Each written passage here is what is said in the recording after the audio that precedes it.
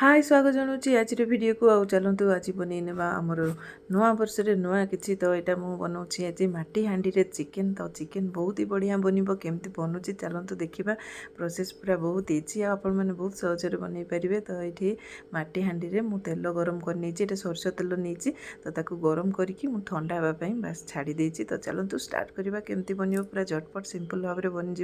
तो यहाँ आम देसी चिकेन नहीं आए पियाज नहीं नेबा तो पियाज को एमती चप करके बास मु आड करदेली आठी अदा रसुण पेस्ट आड कर दूची आठी लुण मो स्वाद अनुसार आड करदेली।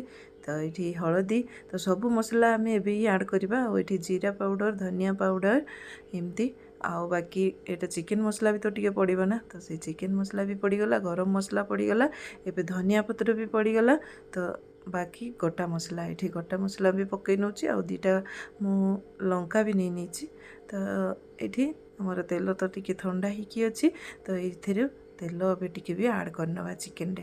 तो ये बास एमती सिंपल भाव में यहाँ बन आपण मैंने देखो केमती पूरा इजी भाव में आमर चिकेन भी बनिकी रेडी हे। यहाँ देसी चिकेन पूरा झटपट बन तो तेल मु आड करनेली बाकी एतिकी तेल छाड़ी देती को चिकेन को भल भाव में एवं मिसई नेबा। तो चिकेन सहित सब किसी जमी भल से मिसब ताकू भल से मिसैबा पड़ो तो जिते बढ़िया भाव में मिसई पार आम। तो ये सब किसी बास चिकेन रे मिसैबार अच्छी हाँडी भितर देकी बास रांधिबार अच्छी। तो ये आमर चिकेन को बहुत बढ़िया भाव में सबकि मिसई नेबा ये मु लंका गुंड दे नी तो लंका गुंड टिके भी ऐड कर नौची तो सी भी मिसीज आउ भल से गोलई नेबा। तो ये बास लंका गुंड पकईकी बढ़िया भाव में आमर मिसई नेबा चिकेन टाको आ बढ़िया भाव में बनइबा। तो एमती बनातु खातु बहुत ही बढ़िया सिंपल भाव में इजिली बनिकी रेडी हो झटपट हो किसी झंझट करने को पड़ानी। तो बास मसला न कषिले भी बहुत ही बढ़िया टेस्टी बनिकी रेडी हे। तो ये बास मिसई नेली आड करना आमर माटी हाँडी रे तो तलू टिके तेल भी अच्छी तो किसी प्रॉब्लम नहीं तेल टिके रही एमती बास आड करना सब किसी को एबे आटा बढ़िया भाव में मिसी जाइए मसला जमी पूरा मांस सहित लगी जाइए तो जमी मिसई नहीं मुझे बढ़िया भाव में आए कड़े आमर माटी हाँडी रे आड कर बसैबा। तो मुझे सील भी करूनी बास एमती खड़नी देकी चलतु एबे बसैबा।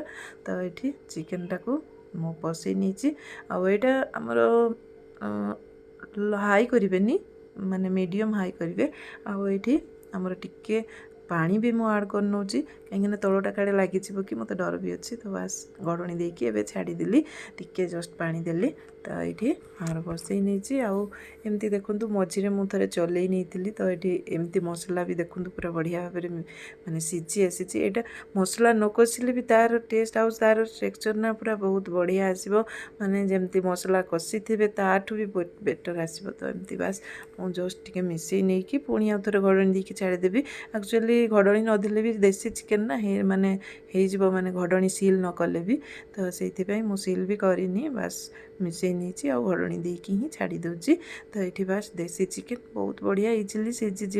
तो ये आम चिकेन रे घड़नी देकी बास आउ किसी समय पर देखंतु तो ये चिकेन देखो बहुत बढ़िया भाव में सीझी आसी माने चिकेन मसला कषिले जमी हुए ना ताठू बेटर हो चिकेन बढ़िया भाव में सीझी भी मसला भी देखो बहुत बढ़िया भाव में मिसिकी बढ़िया सीझी जाइए रेडी हो जाइए। तो ये बास मुझे टमाटो भी ऐड कर नौली आठी बास गरम मसला एवं ऐड करने। तो मु सब किसी एवं टे ऐड करके आउ किसी समय भी छाड़ी। तो बास ये गरम मसला धनिया पत्र एमती सब किसी छाड़ीदेली एवं मिसई नेबा। तो बस चिकेन टाको एमती मिसई नहीं कि आउ किसी समय छाड़ीदेबा हेल्ले टमाटो गरम मसला मिसीज बढ़िया भाव में टेस्ट आसीज। तो ये बास मिसई नेली चिकेन टाको आउ चलतु ये छाड़ा किसी समय।